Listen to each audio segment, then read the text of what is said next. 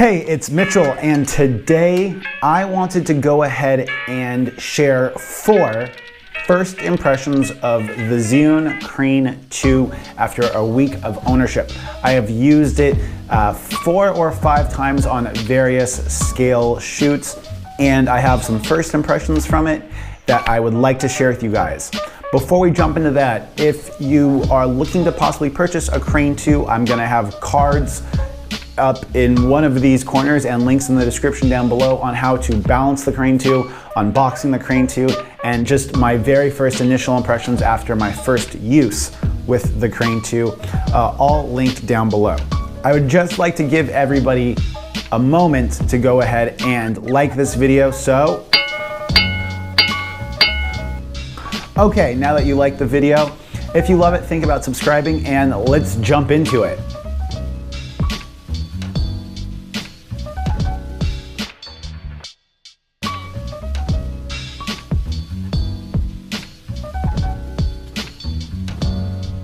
The first thing I've noticed since I've owned the Crane 2 is the time to set up.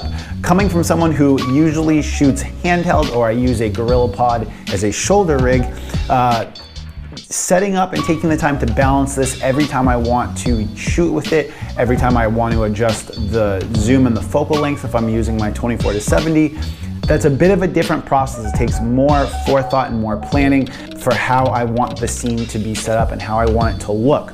It's not a bad thing, it's just something that potential gimbal owners need to consider, since it is very different than shooting completely handheld. The second thing I wanted to draw attention to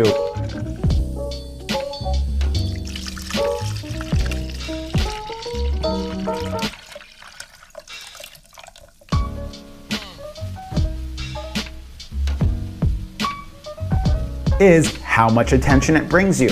Now, I'm living in Hanoi, Vietnam, and people are very lax about cameras. Usually no one complains or asks if you have a permit to film, because it's Vietnam, of course. But that being said, it instantly draws more attention to you and what you're shooting if you have a camera rigged up on a stabilizer. When I was in Thailand with my buddy Brock from Brock in the World, I'll link to his video at the end of this, he had the smaller Crane 2 and a Sony A7S Mark II, and that camera brought significantly less attention when we would be out filming than my rig. I think because my rig is physically a lot bigger than his. He's using an A7S Mark II and f4 glass. I'm using a D750 and 2.8 glass, so it's a pretty sizable difference. But there is absolutely no filming discreetly or subtly with this setup.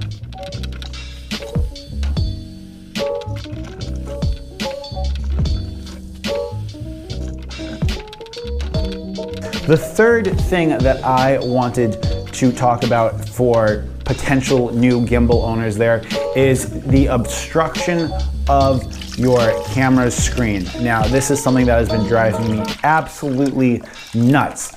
It makes me feel like I always have to shoot wider than I want to, and I think I'm gonna be picking up a small HD Focus 5-inch monitor. Having a monitor is one of those things that I'm almost gonna say is a necessity when shooting with a gimbal like this. Unless you just always wanna shoot really, really wide, it makes it a chore to frame your shots. And I think it's a good investment if you're looking to take cinematography more seriously.